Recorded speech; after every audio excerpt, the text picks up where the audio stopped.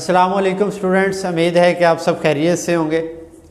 तो आज हम चैप्टर नंबर 13 ट्रिग्नोमेट्रिक के जो इन्वर्सेस है, इन्वर्स ट्रिग्नोमेट्रिक फंक्शंस को हम सीखेंगे इस लेक्चर में और उसके कुछ क्वेश्चंस को सॉल्व कराएंगे। तो फर्स्ट वन हम देखते हैं कि इन्वर्स ट्रिग्नोमेट्रिक इन्वर्स फंक्शंस होता क्या है।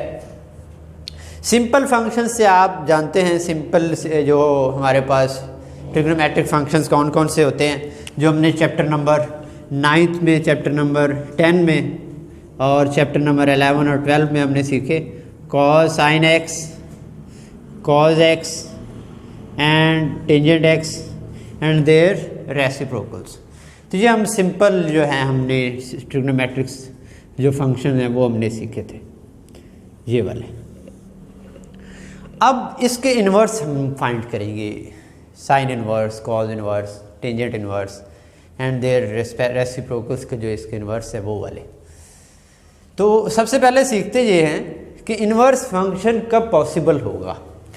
कंडीशन फॉर द इन्वर्स, किसी भी फंक्शन का इन्वर्स फाइंड करने के लिए दो कंडीशंस को फुलफिल करना ज़रूरी है, अदरवाइज हम उसका इन्वर्स फाइंड नहीं कर सकते।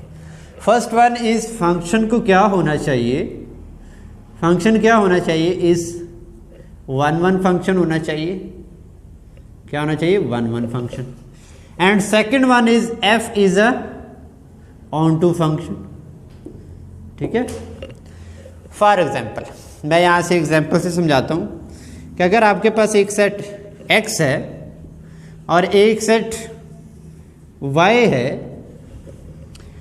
मैं कुछ एलिमेंट्स डोमेन में से लेता हूं 1 2 3 A B and C, and second one example X set and Y set 1 2 3 A B C। और इसको हम सीखते हैं। अगर फर्स्ट एलिमेंट्स, फर्स्ट सेट के जो एलिमेंट्स होते हैं इसे हम बोलते हैं डोमेन, और सेकंड जो हमारा सेट है Y, इसके सारे एलिमेंट्स को बोलते हैं कोडोमेन। क्या बोलते हैं? कोडोमेन। अच्छा, अब हम इसकी मैपिंग्स जो हैं वो देखते हैं। अगर ये मैप होता है इसके ऊपर और ये मैप होता है इसके ऊपर और ये एलिमेंट मैप होता है इसके ऊपर। अब आप देखें, फर्स्ट एलिमेंट मैप हुआ A पे, सेकंड एलिमेंट C पे and third element is B पे। ये मैंने जस्ट एग्जांपल्स के तौर पर समझाने के लिए लिखे हैं, आप कोई और फंक्शन भी डिफाइन कर सकते हैं। तो अब यहाँ पे 1 2 3 क्या है? डोमेन है। ए बी सी ये आपके पास कोडोमेन्स भी हैं और रेंज भी हैं। अगर मैं यहाँ पे लिख दूँ D एक नंबर, तो अब टोटल जो सेट है A B C और D is a codomain. Now A B C is a range. जो इस एलिमेंट्स के, इन एलिमेंट्स के जो इमेजेस हैं उसे हम बोलते हैं रेंज, और जो पूरा सेट है Y दूसरी साइड पे उसे हम बोलते हैं कोडोमेन। ठीक है। और हमेशा रेंज जो होता है वो सबसेट होता है कोडोमेन का। ठीक है। अब हम एक सेट ये डिफाइन करवा रहा हूँ मैं, ये मैप हो रहा है इस पे और ये मैप हो रहा है इस पे और ये मैप हो रहा है B पे। अब यहाँ पे देखें, यहाँ पे भी डोमेन क्या है? 1 2 3 and codomain A B C and also range is A B C। ठीक है। अब हम देखें, दो कंडीशंस हमने चेक करनी है। पहले हम देखते हैं कि वन वन फंक्शन होता कौन सा है। वन वन फंक्शन वो होता है अगर हर एलिमेंट जो Y में है उसका प्रीवियस जो प्री इमेज है वो एक होना चाहिए। जैसे यहाँ पे A का प्री इमेज क्या है? 1, एक ही एलिमेंट है। B का एलिमेंट, B एलिमेंट का प्री इमेज क्या है? एक ही एलिमेंट 3 है, और C का हमारे पास क्या है? 2 है। That is a one one function. ये क्या है? वन वन फंक्शन है। अच्छा, अब ये देखते हैं, हर एलिमेंट का प्री इमेज एक है। A का 3, B का 2 एंड C का 1, यानी कि एक उसका प्री इमेज है। तो that is also one one function है। अगर किसी एलिमेंट्स के प्री इमेजेस 2 हो तो then it is not a 1 1 function. For example कि अगर मैं एक सेट लिखता हूँ ए, एक सेट एक्स है और एक सेट वाई है, 1 2 A B and C, first element this, second element this, और यहाँ पे मैं 3 एलिमेंट्स लिख दें और ये भी मैप हो जाए बी पे। तो अब आप देखें ये 1 1 फंक्शन नहीं है, बिकॉज हर एलिमेंट जो सेकेंड सेट है उसका जो इमेज है, उसका जो प्री इमेज है, ए का प्री इमेज एक ही है, बी का प्री इमेज जो है वो 2 है, 2 भी है और 3 भी है। तो ये फिर 1 1 फंक्शन नहीं है कि हर एलिमेंट हर इमेज का प्री इमेज एक होगा, तो हम कहेंगे वो 1 1 फंक्शन है।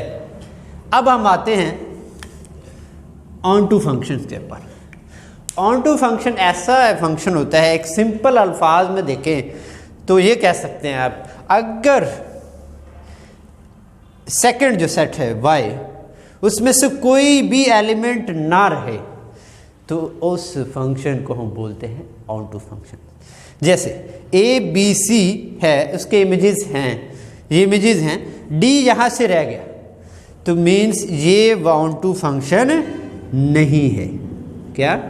ऑन टू फंक्शन नहीं है। और ये देखते हैं हर एलिमेंट क्या है, कोई भी एलिमेंट नहीं बचा हुआ ऐसे, तो that is a onto function, simple अल्फाज में। और यहाँ से ये ऑन टू फंक्शन है बिकॉज इधर से कोई भी एलिमेंट नहीं बच रहा, तो ये क्या है? ऑन टू फंक्शन है। ठीक है। अब वो फंक्शन जिसमें ये दोनों condition at a time hold कर जाएं तो फिर इनवर्स हम ले सकते हैं। f is a 1 1, f is a onto. ये क्या है? 1 1 है, ऑन टू नहीं है। और ये क्या है? 1 1 भी है और ऑन टू भी है। और ये वाला 1 1 नहीं है लेकिन ऑन टू है। तो यहाँ पे इसी जो ये वाला फंक्शन है, इसी का ही हमारे पास क्या होगा? इन्वर्स पॉसिबल होगा। ना इसका पॉसिबल है और ना ही इस सेट हमारे पास फंक्शन का पॉसिबल है। तो ये हमने सीखा है कि इन्वर्स फंक्शंस क्या होते हैं। अब इसी तरीके से हम cos trigonometric function, sign inverse trigonometric functions और टेंजेंट्स के हम डोमेन रेंज देखेंगे। तो ये आपने 3 डोमेन्स याद कर लेनी है। कौन कौन सी? आपके पास जो साइन की है, साइन इन्वर्स की, वो क्या डोमेन होगी? जो रिस्ट्रिक्टेड की हुई है हमारी, जब उस रिस्ट्रिक्ट कर दें तो उसका इन्वर्स पॉसिबल होगा, वो है पाई बाय -π/2 से π/2 तक। ठीक है। इसी डोमेन के अंदर ये 1 1 ये इसका इन्वर्स एग्जिस्ट करेगा, अदरवाइज नहीं। एंड कॉज इन्वर्स में ये होगा 0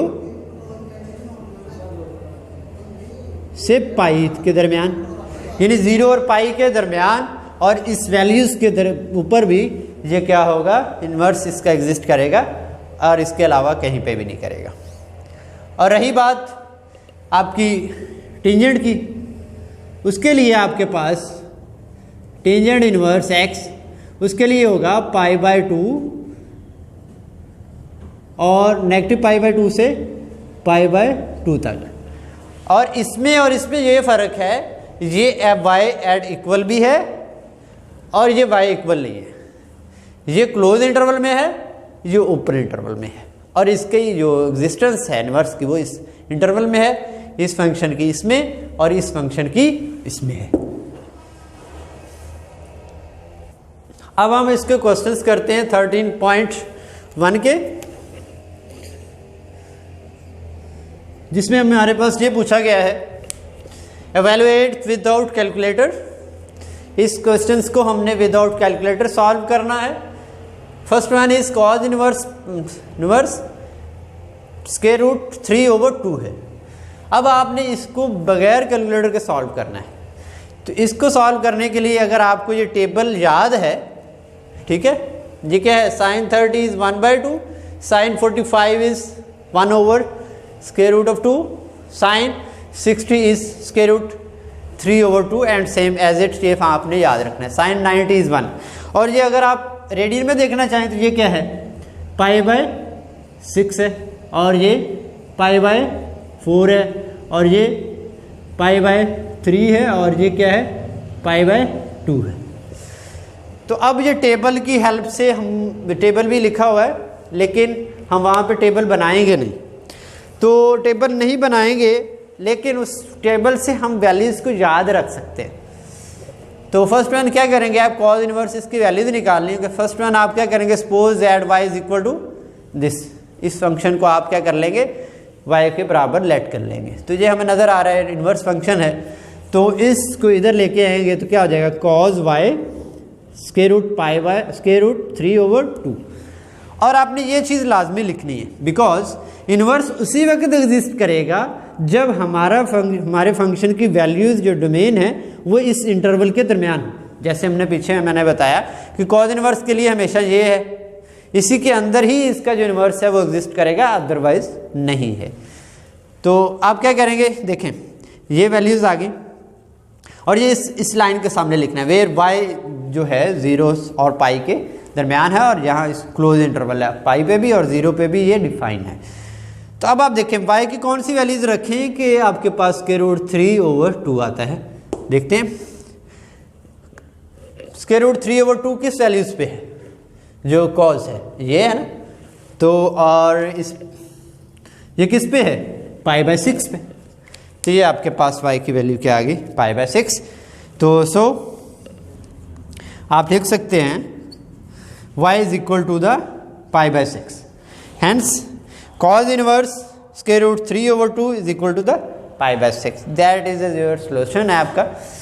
तो अब आप करते हैं क्वेश्चन नंबर 4, टेंजेंट इनवर्स 1/√3।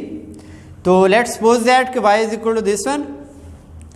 तो ये टेंजेंट इस साइड पे लेके आएंगे तो हमारे पास होगा tangent y is equal to 1/√3 and where, जो आपके पास वही बात, आपने ये तीन चीज़ें याद रखनी, ये और ये और ये वाली। अब टेंजेंट के लिए क्या है, ये चीज़ है, इस इंटरवल के ऊपर ये क्या डिफाइन है, अदरवाइज नहीं डिफाइन है कहीं और पे। और ये बात केयरफुली आप ध्यान से देखें कि यहाँ पे बराबर नहीं है, इक्वल का साइन नहीं है, बस इनक्वालिटी की साइंस है।